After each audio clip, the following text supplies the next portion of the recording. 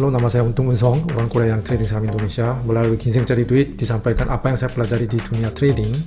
Jika Anda tertarik untuk trading, mungkin pernah dengar atau baca buku terkenal Market Wizard.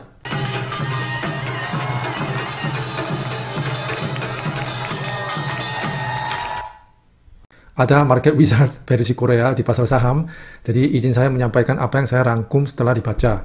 Berjudul saya adalah Trader di Korea. Isinya hasil interview pro traders di sekuritas Korea. Nah, ini nama daerahnya Yeouido di Seoul. Nah, ini seperti SCBD-nya Jakarta. Tapi ya SCBD lebih keren sih. Ya, saya pribadi pun juga pernah kerja di belakang gedung ini. Ini Kium Sekuritas Korea dari 2008 sampai 2011. Anyway, pokoknya penulis juga, dia trader, dan dia mewawancarai traders-traders terkenal yang kerja di area sini. Trader pertama, options trader Hwang Chol-woo. Options, tahu kan? Sebuah kontrak di pasar saham, jika bertaruh pada kenaikan harga saham, beli call options. Jika bertaruh harga sahamnya turun, beli put options. Ya, hanya sebatas ini aja kita perlu tahu sih. Sebenarnya banyak strategi rumit untuk menciptakan posisi campuran dengan membeli dan menjual kontrak call dan put sekaligus. Tapi ya, kita tidak usah pusing. Yang penting pemikiran dan pelaksanaan oleh pro traders pemenang itu seperti apa terhadap trading. Hwang Chol-woo dia pernah trading buat IBK Sekuritas. IBK pernah dengar? Kalau bank IBK dia udah masuk di Indonesia sih.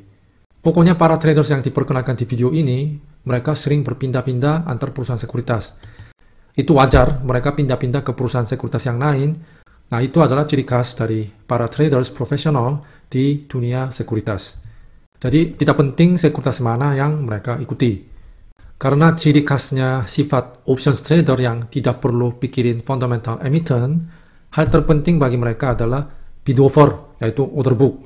Nah, ini enggak penting bagi kita trader saham, tapi ya sebagai referensi, ini harga pelaksanaan, exercise price, ini harga call, put, terus ada jatuh tempo, dan sisa harinya. Jadi ini sedikit lebih rumit daripada saham biasa. Makanya Hwang Chol-woo dia bilang di bid offer ada berita, ada orang yang menunggu dengan jebakan, ada barang-barang dari real bandar, ada yang coba-coba pasang fake bid tapi kena guyuran. Nah, dia bilang ya bisa melihat macam-macam kalau sudah terbiasa pantau order book seharian. Mungkin jika kalian adalah seorang scalper atau day trader, akan mengerti maksud dia. Bagi traders memang capek sih untuk fokus bid offer selama hampir 6 jam. Mungkin karena Hwang dia udah lulus wajib militer sebagai pelatih tentara. Nah, itu pekerjaan ini memang butuh stamina yang kuat. Dan dia bertugas sebagai perwira marin juga, artinya dia kuat secara fisik. Nah, tentara marin itu kegiatan sangat keras. Ya, very tough job, itu aja. Hwang Chol-woo dia bilang traders memiliki 2 tahap tantangan. Pertama, bagaimana kita bertahan sebagai trader, yaitu masalah survive. Kemudian baru kedua, bagaimana kita bisa menghasilkan lebih banyak uang. Tapi menurut Hwang, nomor 1 itu lebih utama dan jauh lebih penting. Tapi kebanyakan orang yang memasuki dunia trading memikirkan nomor 2 dulu saja. Keserakan diutamakan, maka ya ujung-ujungnya nyangkut dalam di saham-saham yang tidak ada harapan, karena di awal loss tidak menerima kenyataannya, tidak menjual saham bertahun-tahun. Jadi ya jangan sampai tinggal jual kolor di stasiun dan akhirnya diusir dari dunia trading yang kejam ini. Menurut Hwang ada cara dia entry dan exit yang baik. Oke, reaksi manusia terhadap pergerakan harga saham biasanya seperti ini menurut dia. Pertama, harga saham sedikit ancang-ancang mau gerak ke atas, tapi kita masih ragu. Keadaan ini keyakinan kita sekitar 60%. Lalu harga sudah mulai naik, nah di sini keyakinan kita sudah 75%. Mau beli tapi masih ada takutnya, nunggu koreksi, minta diskon. Tapi ya biasanya saham yang mau terbang tidak pernah kasih harga diskon buat penumpang kan. Kemudian harga sudah terbang. Nah, di sini sudah jelas keyakinan 90%. Nah, seperti dipanggil supir, jangan ketinggalan. Sedangkan menurut Hwang, Reaksi pro trader seperti sniper. Begini, pertama ketika ragu, dia beli karena walaupun turun, close-nya tipis. Kalau nggak naik ya, buang, rugi kecil, mindset-nya seperti itu. Lalu ketika mulai naik, dia tambah muatannya. Average up. Tapi ya, load-nya, size load-nya kurang dari load pertama. Jadi average-nya masih di bawah ya. Oke, terakhir, ketika sudah jelas terbang, mereka buang semuanya. Nah, di tahap sini, kita baru sadar, ini kena distribusi bandar. Jadi, urusan bandar sudah selesai, kita dapat cuman kotoran merekanya doang. Sudah telat untuk dihindari. Nah, Hwang bilang, paling bahaya ketika kita keyakinan 90% hanya karena harganya jelas sudah terbang. Oke, trader kedua, derivatives trader Sonwoo-hyun dari Kyobo Sekuritas. Nah, apa itu derivatif? Ya, bertaruh pada pergerakan aset-aset yang berbeda-beda. Ini kompleks, rumit-rumit, kelihatannya cocok dengan jurusan Sonwoo-hyun, yaitu matematika. Pokoknya Son ini juga hanyalah seorang trader futures, yaitu perjangka dan options. Seperti tadi Hwang Chol-woo, dia sebenarnya mulai karir sebagai sales derivatif. Karena dia sales, setelah market tutup harus entertain nasabah institusi sampai malam, tapi nggak pulang, balik lagi ke kantor untuk bikin penawaran strategi trading kepada nasabah sampai subuh. Dia benar-benar hungry, tapi ya kenyataannya orderan dari nasabah tidak banyak, maka dia terpaksa dipindah ke cabang, tapi selama 3 bulan jualannya nol. Maka dia sendiri pinjam uang sekitar 300 juta dalam rupiah dari bank untuk bikin transaksi sendiri. Tapi 1 bulan kemudian uangnya habis. Begitulah derivatif itu sangat berisiko. Tapi dia tidak menyerah, mencari nasabah lagi. Suatu hari dia dapat nasabah gede. Nah, dia trading dengan hati-hati jadi nasabahnya senang karena akun nasabah tadinya rusak mulai pulih. Lama-lama dia dapat kepercayaan para nasabah. Akhirnya dia dipanggil dari tim trading derivatif di kantor pusat. Jadi Son ini menjadi trader buat uang sekuritas sendiri. Jadi bukan sales lagi. Sonwoo-hyun ini sudah mulai menonjol di tim trading karena keinginannya untuk suksesnya sangat kuat. Jadi kontribusi cuan dari dia makin besar. Nah, suatu hari dia terpilih penghargaan karyawan teladan. Nah, tapi nasib memang ironis. Hari upacara penghargaan ini adalah tanggal 11 November 2010, ketika sebuah peristiwa bersejarah terjadi di pasar saham Korea. Saya sendiri juga ingat tanggal itu, marketnya panik sekali. Nah, ini namanya kasus Deutsche Shock. Nah, ketika pre-closing market, yaitu jam 2.50, menjelang market tutup, tiba-tiba ada basket order sell, nilainya triliunan, muncul melalui broker Deutsche. Itu bikin indeksnya turun minus 2,5% dalam sekejap. Nah, tapi ternyata para traders di Deutsche juga mereka melanggar aturan karena di pagi hari mereka beli put options, yaitu menguntungkan ketika harga sahamnya turun. Traders Deutsche sendiri mereka belinya banyak sekali put options, berarti infonya bocor. Info bahwa penjualan masif dari nasabah institusi kakak mereka akan dilaksanakan pada pre-closing. Itu pasti akan menjatuhkan indeksnya. Jadi traders Deutsche ini memanfaatkan info tersebut untuk kepentingan mereka dan ya akibatnya mereka dapat cuan ratusan miliar. Nah, Sonwoo-hyun juga kena. Dia mengakui dia nggak fokus trading hari itu karena dia terbayang untuk berpartisipasi dalam upacara penghargaan setelah pasarnya tutup. Jadi sebelum hingga pre-closing, pasar kelihatannya biasa saja. Tapi dia harusnya berhati-hati karena tanggal itu, tanggal 11 November, itu hari jatuh temponya futures and options. Jadi tidak bisa inap. Kalau ada posisi rugi, mau tidak mau berakhir dengan rugi terrealisasikan. Sebenarnya Son, dia bilang dia pernah mendeteksi harga put optionnya naik, harusnya tidak naik. Nah, fenomena itu tidak normal. Ya jelaslah karena diseruk sama traders Deutsche. Nah, tapi kan kita nggak bisa tahu sebelum terjadinya kan. Jadi dia mikir mungkin ada sesuatu. Jadi dia siap-siap order untuk tutup posisi sebelum market close. Tapi dia bilang posisinya tidak diakhiri, tidak bisa ditutup dengan perbedaan 2 detik karena penginputan ordernya agak terburu-buru. Akibatnya posisi dia membuat rugi 40 miliar dalam rupiah kepada perusahaan sekuritasnya dia kerja. Nah, gara-gara kasus Deutsche Shock ini, banyak tim trading di sekuritas bubar dan banyak traders dipecat. Setelah kasus itu, dia dapat pelajaran sangat berharga. Trader tidak boleh sombong dan ceroboh, jadi dia selalu mengingat namanya Gyeongbe. Nah, Gyeongbe adalah gelas yang bocor dari bawah ketika lebih dari 70% alkohol dituangkan ke dalam gelas. Nah, ini cangkir yang dibuat di masa lalu, zaman lalu, untuk menjaga agar tidak meluap, yaitu untuk berhati-hati agar tidak sombong. Nah, untungnya dia masih dipercayai di dunia pro traders, maka bisa berlanjut trading di para sekuritas. Nasihat kunci yang dia berikan adalah traders harus tahu kapan tidak trading. Jika mendeteksi sedikit pun yang aneh, feelingnya kurang enak, walaupun susah dijelasin alasannya, harus shutdown, berani menutupi posisinya.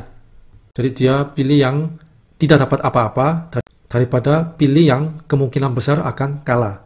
Ya, jiwa judi ya itu hanya keren di dalam film aja. Dia bilang, jika Anda mau menjadi seorang trader karena bisa dapat free time, waktu luang yang banyak, dia menyarankan Anda untuk tidak menjadi seorang trader.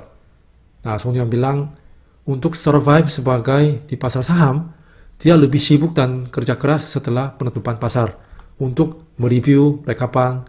Nah, hari itu apa yang salah di trading, apa yang bisa diperbaiki. Ya, tentu saja nggak ada yang benar dan salah sih. Ada juga trader sukses yang menghargai balance, keseimbangan dengan melakukan aktivitas santai atau berolahraga setelah market tutup. Hanyalah besar kecilnya cuan yang membuktikan siapa yang benar dan siapa yang salah. Itulah dunia trading kan. Trader ketiga namanya Yang Sonu, dia juga futures and options trader. Emang buku ini kebanyakan interview futures and options trader. Nah, ini profile LinkedIn dia, for your information. Dia menyebut dirinya pecinta trading. Dia merasa lagi bermain game, tetapi dapat duit pula. Maka bersemangat sekali, dan dia selalu makan di depan monitor, kalau dalam jam perdagangan. Nah, even kalau mau ke toilet, dia lari katanya. Jangan sampai timingnya telat ya. Cut loss adalah prinsip segalanya dalam trading dia. Ya, ini harusnya terbalik ya, trading yang benarnya. Yang Sonu dia bilang, 90% traders yang dikeluarin dari dunia pro traders itu karena mereka membiarkan posisi loss sampai menyentuh batas call loss ditentukan oleh perusahaan sekuritas. Dan besarnya kerugian itu tidak boleh lebih dari jumlah nilai yang bisa dilupakan dengan segelas minum, katanya. Jadi oleh karena itu dia tidak mempertaruhkan semua uang untuk satu posisi. Nah, di belakang selalu simpan modalnya dan hanya sebagiannya dipakai. Nah, dia mengutip, penyesuaian porsi sebagai rahasia untuk keuntungan yang stabil. Jika dia punya 100, hanya trading 30 saja. Sehingga dia bisa mempertahankan stabilitasnya psikologis dan kerugian yang bisa ditanggung. Perlahan-lahan menambah porsi dengan cuan yang diperoleh. Itu adalah rahasia Yang Sonu sendiri bisa survive lama, dia bilang. Iya, memang kita sudah tahu teorinya ya, tapi susah untuk menjadikan kebiasaannya. Butuh jam terbang memang. Lalu Yang Sonu ini, dia menekankan lagi, trading adalah bisnis di mana peluang bagus lewat dalam sekejap ketika kita nggak fokus. Dan bisnis di mana kita bisa menderita kerugian besar di saat kecerobohan. Jadi harus selalu waspada, keep awake, pesan dari dia. Trader terakhir, Kim Hak-kyu, system trader. Nah, trader ini mungkin menjadi contoh teladan atau role model bagi orang IT atau backgroundnya computer programming. Nah, dia bekerja di sebuah perusahaan IT dan berperan dalam mendukung tim sistem trading di sebuah perusahaan sekuritas. Sambil dia bekerja, dia menemukan peluang saat membuat dia coding untuk mengotomatiskan strategi traders, futures and options. Maka akhirnya dia memutuskan terjun ke trading elektronik sebagai trader sendiri. Sebenarnya logikanya trading dia itu simple. Belasan tahun yang lalu, ketika dia baru memasuki dunia elektronik trading, masih ada jeda waktu yang tipis, detik-detik antara futures and options. Jadi, futures pergi dulu, options mengikuti arah itu. Maka kalau ambil posisi dengan cepat sekali pakai sistem, ya bisa dapat cuan konsisten. Dikatakan trading dilakukan terutama oleh pemrograman di Excel zaman itu. Namun perdagangan sistem itu pun tidak berfungsi dengan baik dalam peristiwa mendadak yang terjadi di seluruh dunia. Ya dalam kasus Korea Selatan ya memang ketika Korea Utara meluncurkan rudal nuklir, pasar saham tiba-tiba berfluktuasi. Jadi saat seperti itu, codingan dan logik juga harus diubah dari waktu ke waktu. Risiko terbesar dalam perdagangan sistem trading adalah terjadinya kesalahan sistem. Sebagai contoh nyata, Hammex Sekuritas bangkrut di Korea pada tahun 2015 akibat kesalahan salah satu sistem trader. Seorang option trader, dia harusnya input coding untuk membagi hari tersisa sampai jatuh tempo dengan 365 hari. Tapi secara tidak sengaja, dia dibagi 0. Nah, program dijalankan dan apa yang terjadi namanya disebut looping, tahu? Perulangan putaran tidak terbatas, jadi ordernya di perusahaan lebih dari 10.000 kali, harusnya 1 kali. Jadi mengakibatkan kerugian 460 miliar dalam rupiah hanya dalam 2 menit. Option trader itu terlambat menyadari kesalahannya dan berteriak dan cabut kabel power komputer, tapi kerugiannya sudah cukup besar sekali untuk menghancurkan perusahaan sekuritasnya. Ya pasti karyawan tersebut dan pemilik perusahaan sekuritas ini mengalami mimpi buruk selama sisa hidup mereka pasti. Ya memang gagal di risk management. Ya pelajarannya buat kita yang bukan sistem trader adalah ya selalu waspadalah terhadap kesalahan order, mistake. Sekali salah pencet bisa menyebabkan kerugian yang tidak bisa dipulihkan. Kalian pernah dengar High Frequency Trade, HFT? Nah, pada tahun 2020 dikatakan 50% volume perdagangan di Wall Street di Amerika itu dibuat dengan HFT ini. Di High Frequency Trading, kecepatan yang kencang adalah kuncinya. Jadi, bahkan Kim Ha-kyu ini setelah dia sudah keluar dari perusahaan sekuritas menjadi full-time trader, dia tetap ambil kantor yang dekat sama bursa efek untuk meningkatkan kecepatan dan tingkat eksekusi match orderan dia. Karena kata dia perbedaan kecil milisecond antara koneksi langsung ke bursa dengan koneksi melalui satu titik yang menyambungkan lokasi seperti Tower BTS itu menciptakan perbedaan keuntungan 1,5 hingga 2 kali lipat dengan logic trading yang sama. Dan alasan dia keluar dari perusahaan sekuritasnya itu jelas. Kalau trading untuk uang perusahaan sekuritas, hasil cuannya dibagi 3. Kantor, pajak, baru trader. Nah, jadi kalau trading sendiri, dia bisa mendapatkan lebih banyak uang, bahkan lebih dari menutupi gajinya. Jadi dia pilih menjadi full-time trader, walaupun modalnya jauh kecil daripada uang perusahaan sekuritas, ya dia bisa berani resign karena sudah membuktikan hasilnya selama bertahun-tahun. Jadi bukan karena tidak suka dikerjain sama kantor. Apa rahasia sistem trader ini untuk mendapatkan cuan konsisten? Dia bilang, dia tidak sembarangan melaksanakan trading sampai dia menemukan pola yang menguntungkan dengan probabilitas yang sangat tinggi. Bahkan ada kalanya dia tidak trading selama 3 bulan untuk hanya analisis saja untuk menemukan pola yang menguntungkan secara konsisten. Ya kenyataannya ya kita ya ujung-ujungnya semaunya bandarnya kan. Oke, sekian dari saya. Ada beberapa traders lain juga diperkenalkan dalam buku ini. Tapi kebanyakan dari mereka memiliki prinsip dan metode psikologis yang mirip-mirip. Jadi saya hanya memperkenalkan 4 traders tadi, itu aja. Tapi kesamaan yang dimiliki para traders setelah dibaca buku ini adalah mereka pandai menggunakan emosi mereka sendiri sebagai indikator manusia. Jika mereka sadar, saya ini lagi serakah nih. Oke, kurangi posisi aja. Lalu ketika mereka merasa ketakutan, mereka tutup mata, pencet untuk ambil posisi. Kalian pernah dengar nama Jim Cramer, penyiar CNBC Amerika yang terkenal?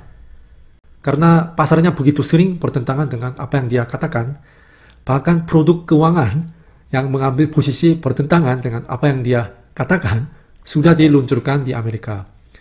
Ya misalnya ya, dia pernah merekomendasikan sell menjual Bitcoin seharga 20 ribuan.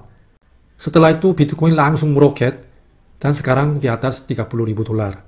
Ya memang kalian juga pernah dengar pepatah di pasar, indikator manusia adalah indikator paling akurat. Jadi ya mari kita coba menggunakan diri kita sendiri sebagai indikator manusia atau mencari indikator manusia di sekitar kita. Oke, kalau konten ini bermanfaat, like dan jangan lupa subscribe dan komentar dan set alarm buat konten berikutnya. Terima kasih, sampai jumpa.